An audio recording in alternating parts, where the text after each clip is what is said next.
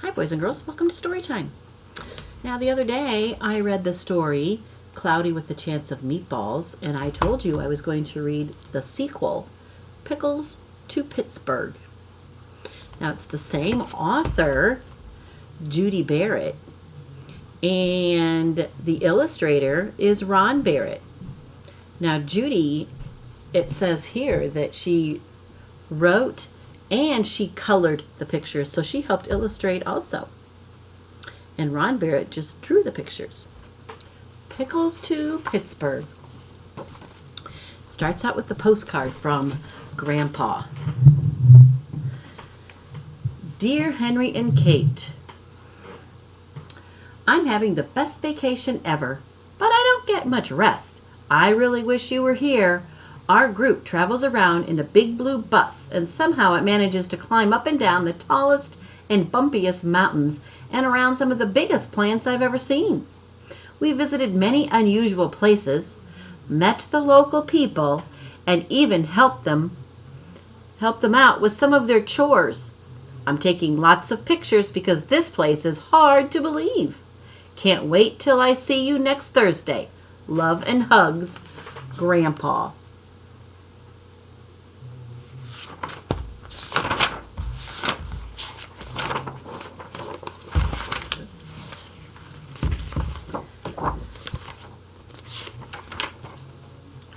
We all missed Grandpa an awful lot.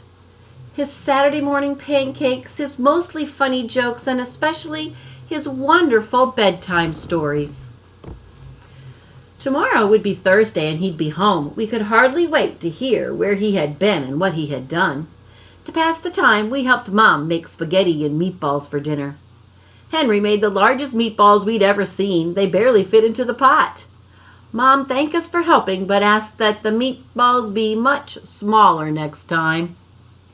After we finished eating, Henry and I cleared the table so we could help bake a special welcome home cake for Grandpa. It was chocolate with strawberry icing and made in the shape of Grandpa's face.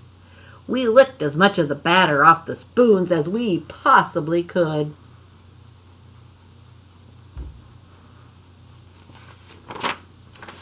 I took Grandpa's postcard up to my room and put it on the little table beside my bed. I kept staring at it and wondering.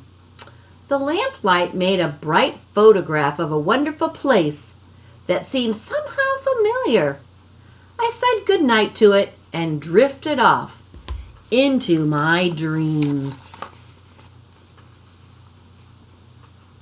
Surrounded by milky blue skies and with Henry as my co-pilot, we carefully steered our plane through large puffs of mist. Soon, we find ourselves soaring over an island, a very lumpy island, and from the air it looks like a gigantic feast. Immense vegetables, salads, and desserts lie beneath us, and the mountains look like huge loaves of bread.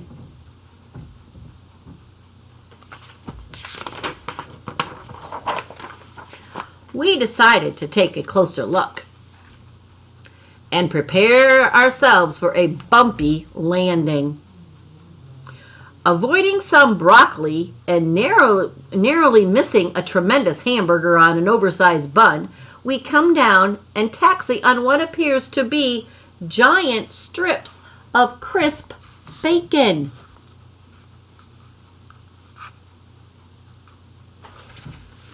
Henry and I stepped down from the plane and looked around in awe. Before us lies a strange but wonderful landscape. We're surrounded by larger-than-life vegetables, and nearby is a lake that smells like breakfast, bordered by a leafy jungle of lettuce that resembles a tossed salad.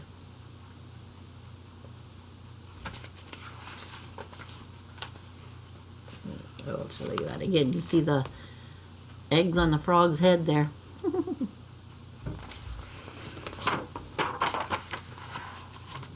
We try to keep our balance as we walk around the top of gigantic bagels and past a forest of towering carrots.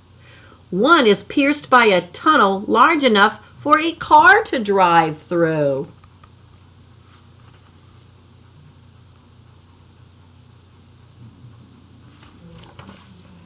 Off in the distance, we see popcorn snowing down onto the peaks of enormous rolls. And way above our heads, high up in the trees that look like broccoli, chubby birds are nesting in huge shredded wheat biscuits.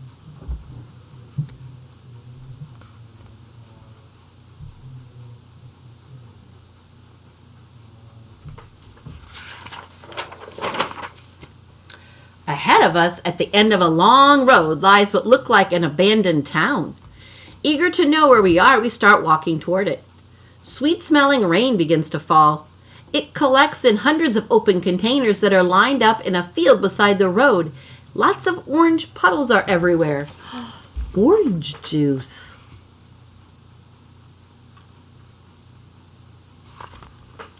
All of a sudden, we find ourselves standing in the shadow of a giant tuna fish sandwich being delicately airlifted by a helicopter.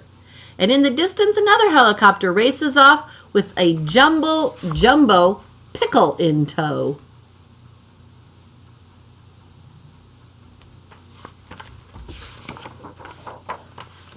When we reach what is left of the town, we see remnants of a sign welcoming us to a place called Chew and Swallow.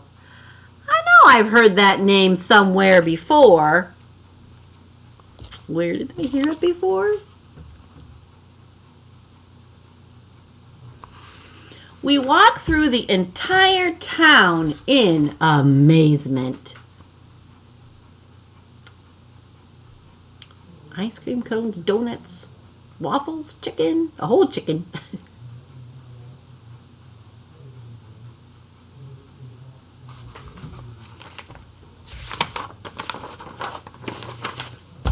Up ahead, lots of workers wearing helmets and dressed in matching uniforms are loading huge potatoes onto a truck.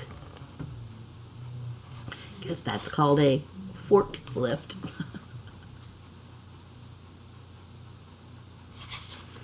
Other trucks sag under the weight of immense artichokes, enormous eggplants, and massive peas and carrots. Foot-long veal cutlets are stacked up to be packed for shipping.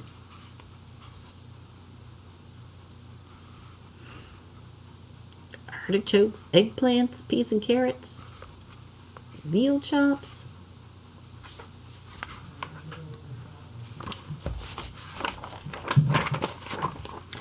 To the east, the weather is changing and we can see sandwiches raining down.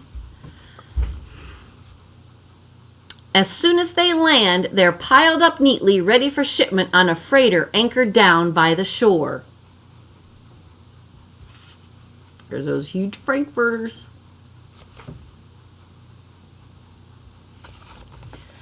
Large reservoirs of milk and cream flow into extra large containers which are lined up ready to be loaded onto a ship. Printed on the sides of the trucks are words, Falling Food Company, large food for large and small countries, free.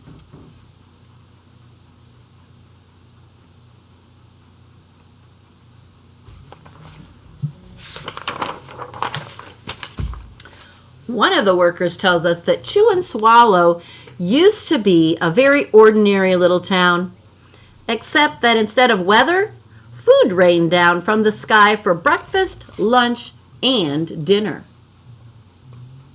Back then, he says, by some quirk of nature, the falling food grew larger and larger and larger.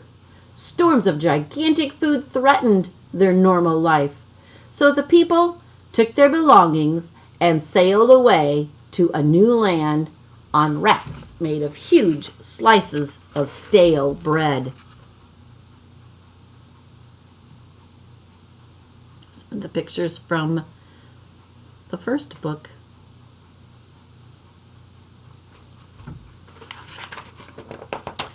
They returned years later to see what had happened to Chew and Swallow. They discovered an endless food supply and decided to create the Falling Food Company.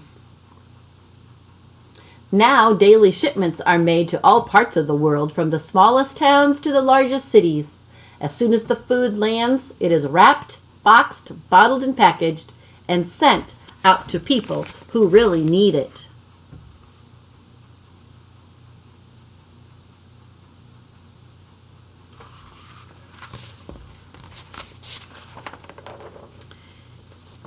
Even with poverty and drought throughout the world, poverty is people being very, very poor. Look at those big French fries. And drought is when it doesn't rain for a long, long time, like in a desert.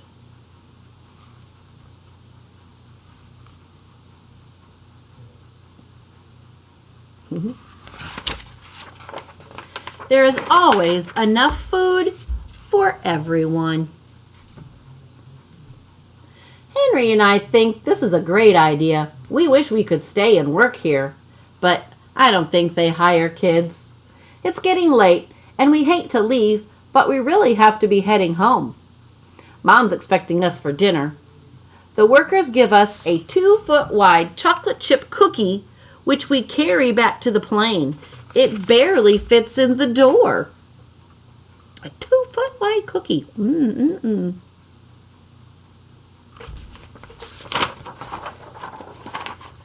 We buckle up and I rev the engine and we start rolling down the bacon runway. As everyone waves goodbye, we can see dinner approaching from the west. Spaghetti and meatballs, I think. As we gain altitude, Chew and Swallow slowly vanishes into the distance.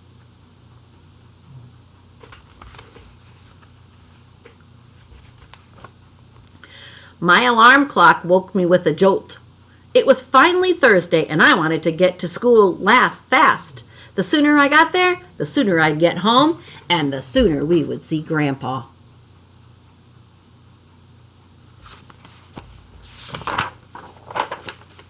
When we got home, we ran as fast as we could into Grandpa's waiting arms. I brought back something for you, said Grandpa as he gave each of us a very large box containing a chocolate chip cookie he had gotten on his trip. They were the biggest we had ever seen. Ooh, almost 2 feet wide. Mom made Grandpa's favorite dinner, chicken and dumplings, and we surprised him with our special welcome home cake. He chose the slice with the mustache. By the time dinner was done, it was late, and Grandpa was tired.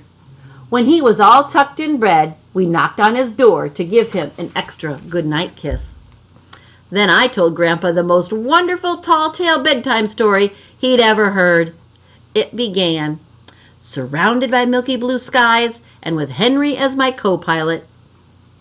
Well, Grandpa stayed awake till the very end. Then he looked at us with a very funny glint in his eye and he said, "Oh, wait till I show you the pictures I took on my trip." And then he drifted off into his own wonderful dreams.